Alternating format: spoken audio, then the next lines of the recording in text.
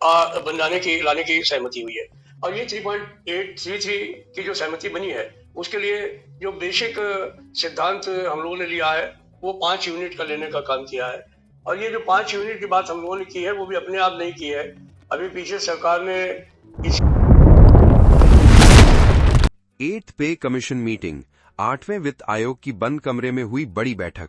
JCM ने बताया क्या चाहते हैं कर्मचारी। आज दिल्ली में 8वें पे कमीशन की एक बड़ी बैठक हुई, जिसमें आयोग के सामने कर्मचारियों की बात संगठनों की तरफ से रखी गई। Salary, fitment factors, increment, HRA जैसे मुद्दों को उठाया गया। जानिए क्या हुआ मीटिंग के अंदर। 8वें वित्त आयोग और जेसीएम के बीच आज दिल्ली में सुबह 11 बजे एक बड़ी बैठक हुई। ये बैठक करीब 1.5 घंटे तक चली। इस बैठक में पे कमीशन की अध्यक्ष रंजना प्रकाश देसाई भी मौजूद रहीं। मीटिंग में सैलरी, फिटमेंट फैक्टर्स, बेसिक पे आदि विषयों पर गंभीर चर्चा हुई। जेसीएम की तरफ से कई बड़ी डिमांड की गई है। बता दें, 28 से 30 अप्रैल के बीच 8वें पे कमीशन की बड़ी बैठक दिल्ली में चल रही है। इसमें आयोग अलग अलग स्टेक होल्डर्स से बातचीत कर रहा है। पहली बार हुई औपचारिक मीटिंग। एनसीजेसीएम की तरफ से शिव गोपाल मिश्रा मीटिंग में हिस्सा लिए थे। उन्होंने सोशल मीडिया एक्स पर पोस्ट करते हुए लिखा, आज दिल्ली के चंद्रलोक बिल्डिंग स्थित 8वें वेतन आयोग के कार्यालय में आयोग के साथ national council JCM staff side की एक महत्वपूर्ण बैठक हुई। ये बैठक सुबह 11 बजे प्रारंभ होकर लगभग 1.5 घंटे तक चली। वो आगे कहते हैं कि इस बैठक में कर्मचारियों के मेमोरेंडम से जुड़े सभी प्रमुख मुद्दों को मजबूती से रखने के साथ ही कई अन्य महत्वपूर्ण विषयों पर भी विस्तार से चर्चा की गई, जो कर्मचारियों और पेंशनर्स के हितों से सीधे जुड़े हुए हैं। उन्होंने बताया,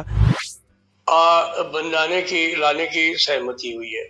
और ये 3.833 की जो सहमति बनी है, उसके लिए जो बेसिक सिद्धांत हम लोगों ने लिया है, वो 5 यूनिट का लेने का काम किया है। और ये जो 5 यूनिट की बात हम लोगों ने की है, वो भी अपने आप नहीं की है। अभी पीछे इसी सरकार ने स्वयं एक कमेटी बनाई थी। उस कमेटी ने इस बारे में एक बात को कहने का काम किया कि इस कमेटी ने ये अपनी रिकमेंडेशन दी कि परिवार में माँ बाप को भी शामिल किया जाए। पूरी बातचीत एक सकारात्मक और सहयोगपूर्ण माहौल में हुई, जहां हमारी बातों को गंभीरता से सुना गया और आगे भी इसी प्रकार की बैठकों के माध्यम से हम अपने सभी मुद्दों को मजबूती से रखते रहेंगे। बता दें, एनसीजेसीएम 36 लाख सरकारी कर्मचारियों को रिप्रेजेंट करता है, जिसमें railway, defence, civil services, income tax, postal, audit आदि शामिल है।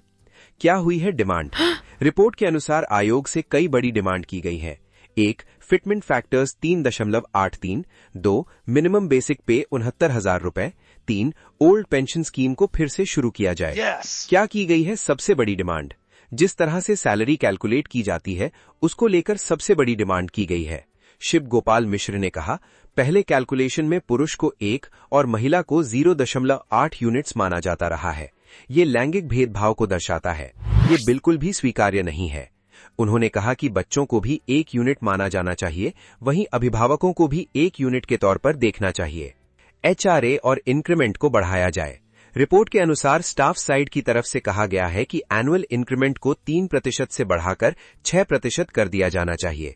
इसके अलावा एचआरए, ट्रांसपोर्ट और अन्य भत्तों को भी 3 गुना बढ़ाया जाए। हर 5 साल में पे कमीशन। उन्होंने कहा कि पे कमीशन हर 10 साल पर आता है, लेकिन बैंकिंग और अन्य सेक्टर्स में सैलरी रिवीजन 5 साल में की जाती है। 10 साल काफी अधिक समय हो जाता है। ऐसे ही लेटेस्ट गवर्नमेंट अपडेट्स के लिए लाइक करें, चैनल एसएस प्रैक्टिकल एजुकेशन को सब्सक्राइब जरूर करें।